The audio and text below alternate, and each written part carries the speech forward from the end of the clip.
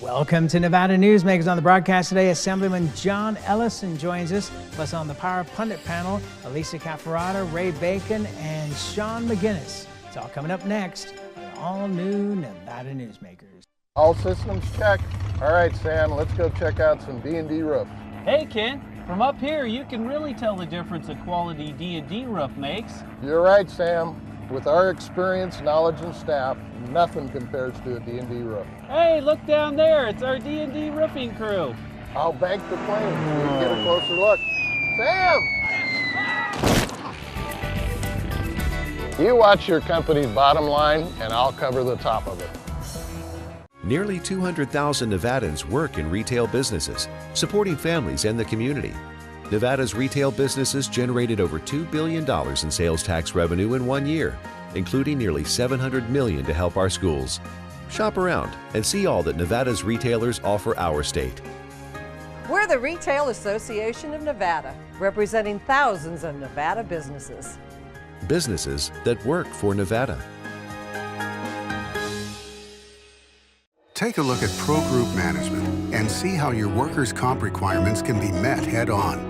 By taking a proactive approach, Pro Group can assure that your company is meeting or exceeding state and federal standards. As you move forward in your industry, Pro Group moves with you, simplifying regulatory tasks, clearing the way so you can get the job done and look to your future success. Pro Group Management, workers' comp that works for you. Early in the morning or throughout the night, professional truck drivers are on the job, serving you, safely moving freight that's crucial to our economy. From the oldest industries to our newest innovators, from the exotic to the everyday, trucks are everywhere, moving everything. Never afraid to embrace a future that makes Nevada and our nation stronger. Trucking moves America forward. This is Nevada Newsmakers with host Sam Shad, a no-holds-barred political forum. Now, from the Nevada Newsmakers broadcast headquarters, here is Sam Shad. And back on Nevada Newsmakers, coming to you from Carson City. We're in the state capitol and the old Supreme Court, and we're joined by Assemblyman John Ellison. He is the co-deputy minority leader. Pleasure to have you back on the program, sir. Well, thank you, and it's wonderful to be here. So as we were chatting before we started taping, you said things are starting to get a little crazy already. What's going on? Well, it's just different. You know, in 2015, we passed, 42% of their bills out, and I thought we were more fair than anybody. Last session got pretty rough, but this session, I mean, it's like all bills are come to a halt. They're not getting out. I've got 2 bills heard in hearing, 1 tomorrow. So out of 10 bills, I've got 2 heard, 1 tomorrow, and then still not one of them is set for a work session. Okay, so are you looking at this in a partisan way, or are you looking at this as just too much business? What way are you looking I think at it's a little bit of everything. You know, they got off to a slow start, and they're moving forward. But you know, we pre-filed bills right after session last year. Some of the bills that didn't get passed, we put them back in, so hoping that they would come out early. I'm hoping that they can get together. I like working with Yeager. You know, he's pretty honest, pretty fair. I like working with him, and Frierson's been fair. So I'm hoping we can get these things out before deadline. It's important. I've got 3 bills to me that are really important for the community. And what are they?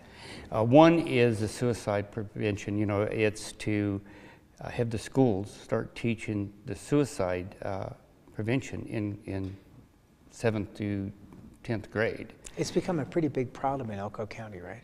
It's everywhere. And if you look at the numbers, you're kind of shocked, because I was kind of shocked at Elko's, but it seems to be growing across state. So it's a large problem. And it already says in the law that the school's supposed to be doing this in the curriculum, and they're not. So what I did was brought this bill forward. Now we have people that'll teach the teachers, and there's tons of people that are coming out saying, we want to help. So I'm just hoping we get that bill out and get it over to the Senate. The other one, I put a bill in last session. It's kind of like a hate crime bill. And right now, you know, like if you're a policeman, a fireman, paramedic, your families are not protected. So what this bill does, it says if you attack under a hate crime, you're going to be charged that way. So this bill is important to me. Is we've had problems with teachers getting beat up. We've had children beat up. What this does is it'll qualify if that between you'll get an extra year to 5 years on the crime. It's what it does. It protects them families. And an officer, you know, we pay to go out and protect us. And he gets out there, next thing you know, his biggest fear is his family, you know. So that's what this bill does. Okay, so it's a tough on crime bill. Does it also expand, for example, insurance for these families? No. Or is it just extra time? Just extra time. Do you feel that you're going against the wind in this particular one with the way things are going currently? Because we're seeing all across the country, including Nevada, a push to cut the number of people that are in jail. Now, of course, the majority of people in jail are for drug crimes of one kind or another. But are you fighting that headwind? I think that's part of it. You know, right now, we just had an officer and his wife killed, and I thought it was in Texas. But this is going on quite a bit. You get some of these guys out of jail and they want revenge. What's the best way to do is go after the families. So I'm hoping that this law, we can get it out. You know, if we need to amend it, we can amend it over at the Senate side, but it needs to come out. We need to protect those to protect us, and I feel very strong about that. The other bill I got on there, and that's going to be heard tomorrow, and to me that's really important. If you pull off like a city street or highway and you go into a commercial parking lot and you're getting out of your car with your children or grandchildren and somebody's texting or not paying attention or speeding and runs over you or your kids, they can't be held accountable. Did you know that? I did not. Yeah, we found that out the hard way. There was a young pastor, 25 years old in Elko. He was hit by a car. He had no driver's license, no insurance, no registration, and he was not paying attention. He hit this young pastor, and before he hit the ground, he was dead. So the parents forgive him. You know, they're all, you know, pastors. So what they did was they made him take driving school, and he had to pay the $2,000 fine to help move the body from Elko to Reno to, you know, try to, you know, take the body parts. He donated all his body parts. So they kept him alive that long. And about 3 weeks after the trial, they found out that no, they couldn't try him because it was on commercial property. I've never heard that before. Is that statewide? Yes. In Nevada? So this bill, what this bill will do is, and I worked with the district attorney in Elko on this bill, and what this bill says, if you can be held accountable, this is the same as if you come off the highway. So it doesn't go after the stores. It doesn't go after the businesses. It just says you can be held accountable for reckless driving or whatever, as if you're on the highway out there. What was law enforcement's response to this? Well, they were upset, highly upset that this. And they weren't aware of that because if it went all the way to court. Well, they know that they can't write tickets and stuff on private property. Now, you can for DUI. There's some things you can do, the police can do. But if you're reckless driving and this kind of stuff, you cannot. Wow. Okay, let's take a break. More with John Ellison when we come back. Tamarack Junction is South Reno's hotspot with over 450 of the latest slots and video games. Sully Sports Bar, the Dining Car Restaurant, William Hill Sportsbook, and the Tamarack Steakhouse and Lounge. We're just north of the Summit Mall in South Virginia. Yeah. Hi, I'm Eric Robnett, owner of Home Energy Experts. Has this ever happened to you? Honey, did you remember to turn down the thermostat? Forgetting to set the temperature? Not fun. We can help. Our new smart thermostat keeps the temperature set for your comfort all by itself. I'm feeling hot now. To increase your comfort, go to homeenergyexperts.com for details. That's homeenergyexperts.com. The signs and symptoms of cataracts can start out small with subtle changes in your vision. So don't wait. Be proactive and take your vision into your own hands. If you're experiencing the onset of cataracts or just have questions, contact your eye care professional or call Eye Care Associates of Nevada today. Dr. Hiss has years of experience specializing in the surgical correction of eye disorders and has completed over 84,000 vision correcting procedures. At Eye Care Associates of Nevada, we'll change the way you look at the world.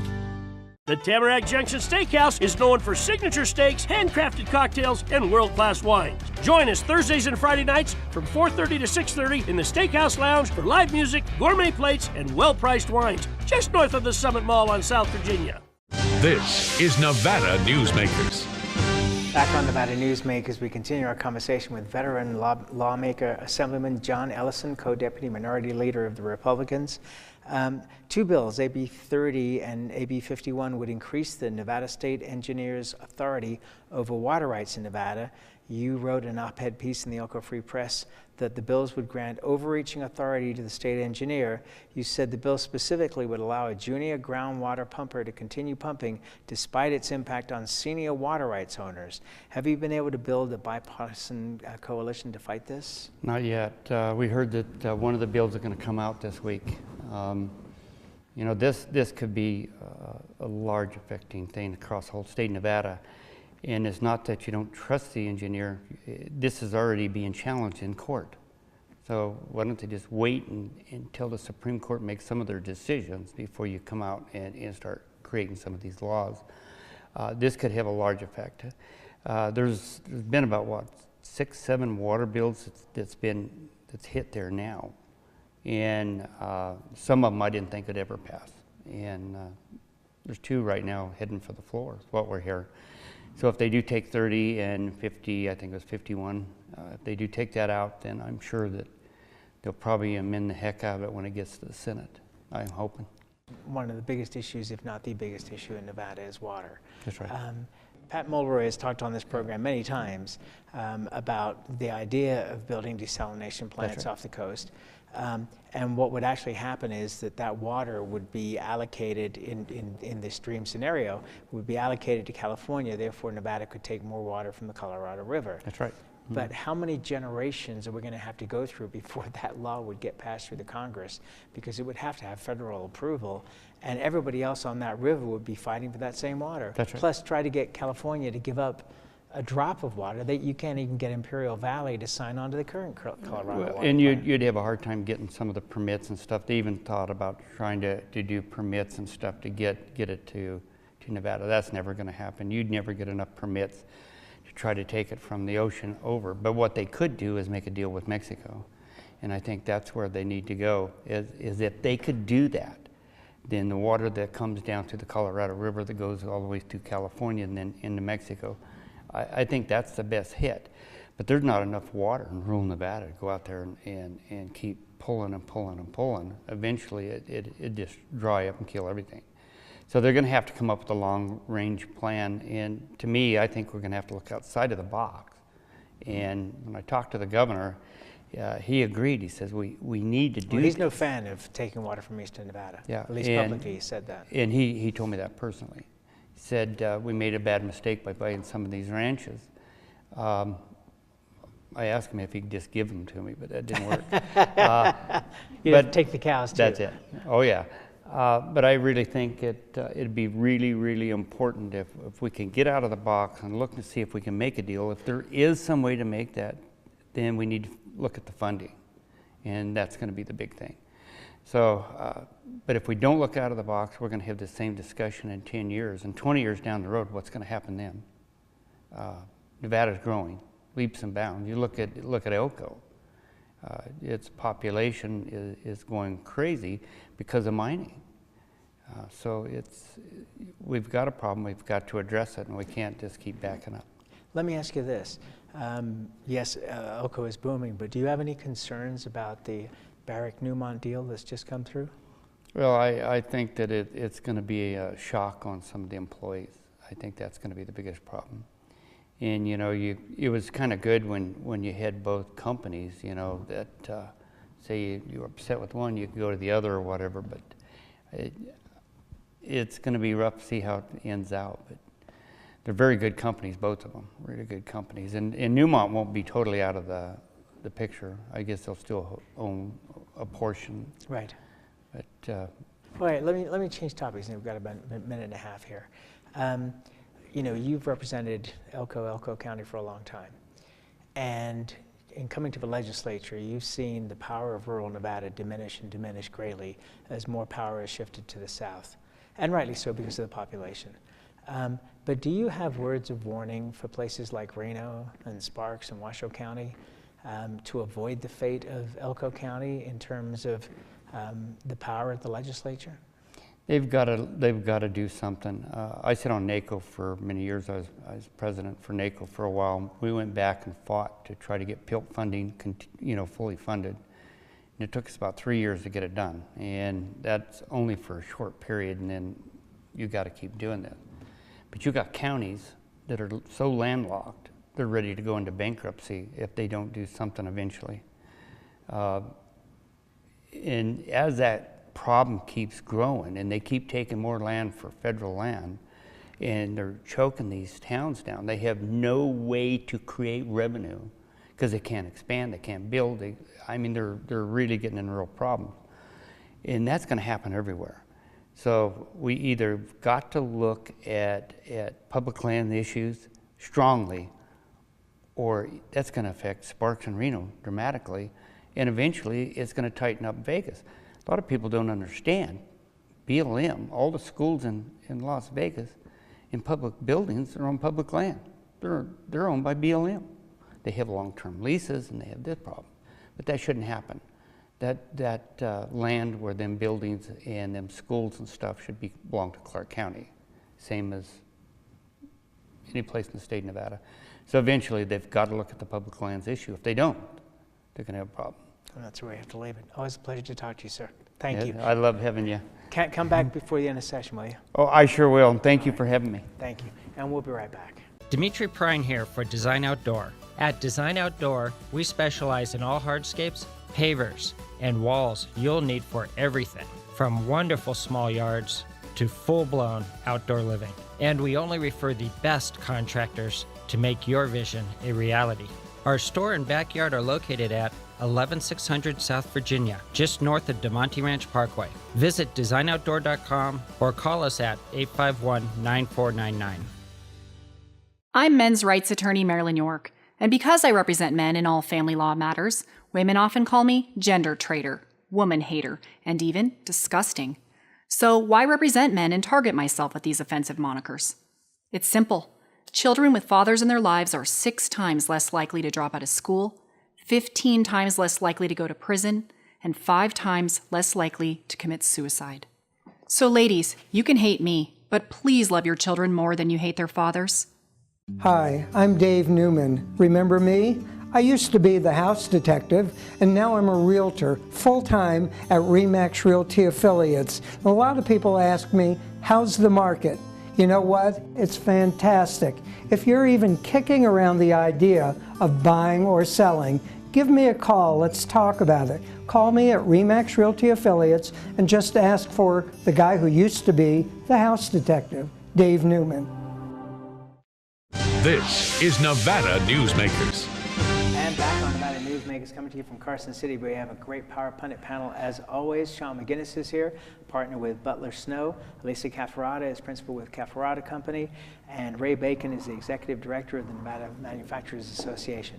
So, Elisa, we just taped a segment that's going to air next week with the group that you're working with, Time to Care Nevada, which is promoting the idea of getting up to 10 sick days a year paid for both full-time and part-time employees. What are the concerns that are coming to you from industry? Well, a lot of the business folks are saying, you know, we already provide some package of leave, which pretty much the way these bills are written around the country is if you're providing an equivalent amount of leave, then you would be exempt from any additional requirements.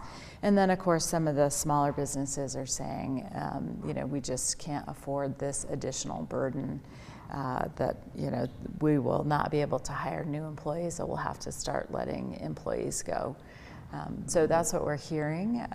And the response, I would say, is the states that have enacted this, what the businesses have found is that the financial burden is not that high. Americans are pretty hard workers, and we tend to take an average of 2 sick days a year, maybe 3, when we get earned sick days. So the cost that is that these companies have to bear is less than 1% of their payroll costs. So it really isn't, although it seems like potentially it could be a large burden, in practice we've found it's not. One of the things, Ray, that I found was interesting in talking to the campaign was that they said the cost of hiring new people and training them can outweigh this benefit. What are your thoughts on that when we see companies like the Sands Regency in Reno offering a $2,000 bonus right now if somebody will stay to probably 6 months working in a new job? As you're well aware, in northern Nevada there is a substantial shortage of skilled labor. The unskilled labor is mostly where this is going to hit, and so it's unclear as to how that's going to take place. Although what can be automated today versus what could be automated 5 years ago is dramatically different. Okay, the skilled labor side of the thing is going to be a tough issue, but almost all those companies are under ERISA already, and so there's the federal mandates and the federal programs are what's going to apply across the board.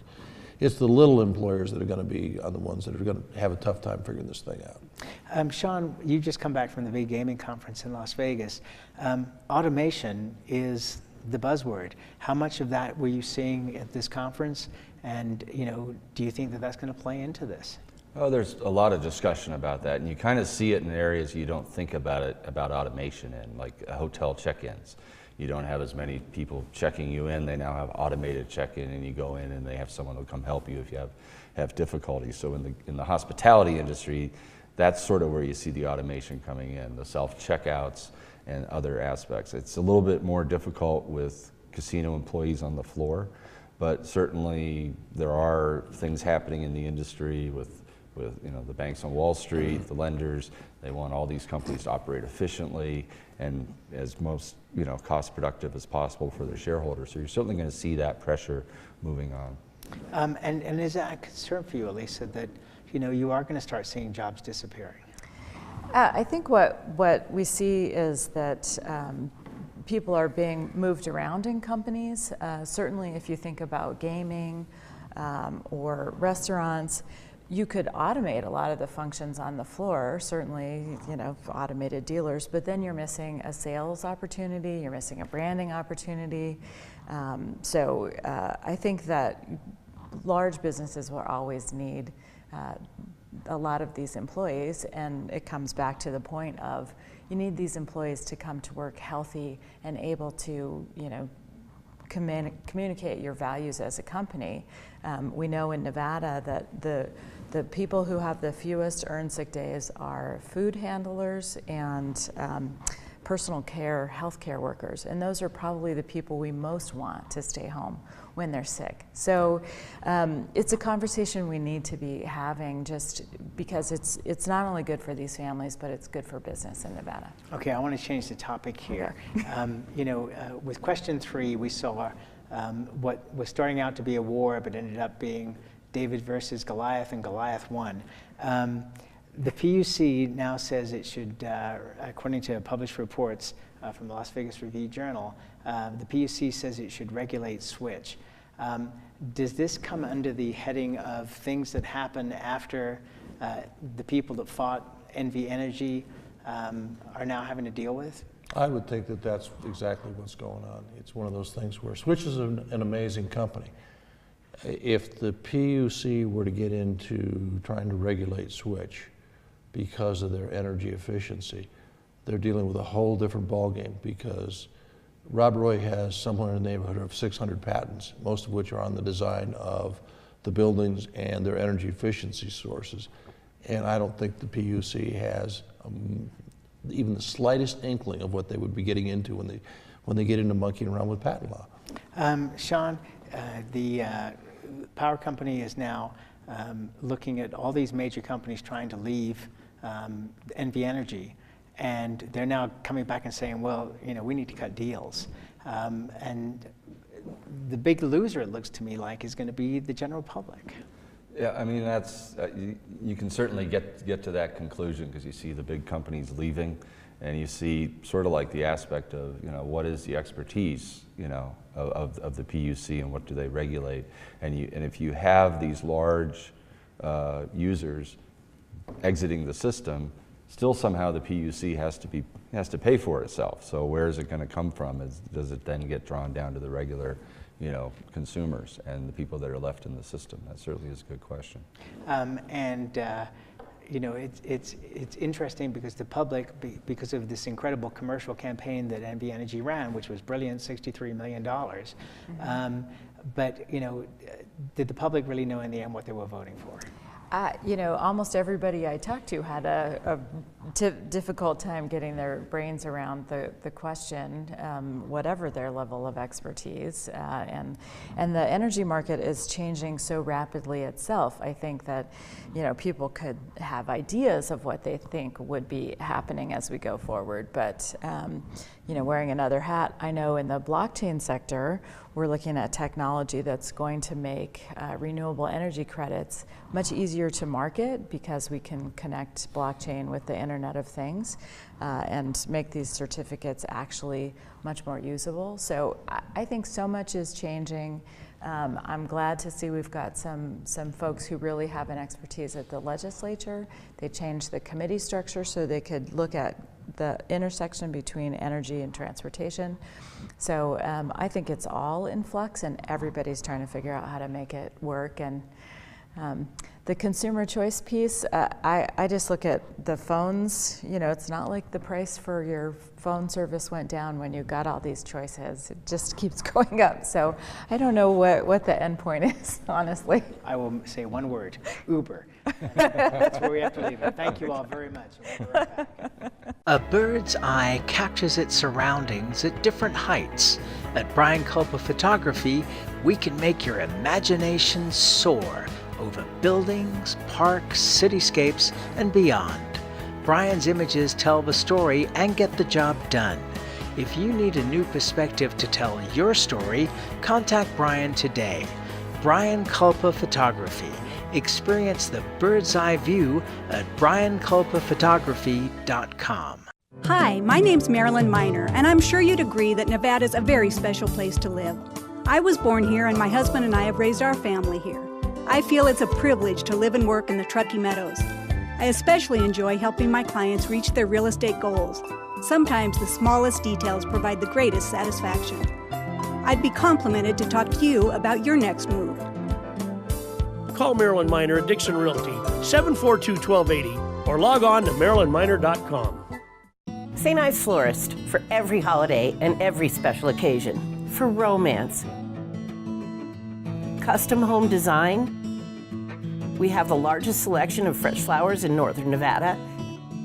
And we also offer a large selection of unique gift items.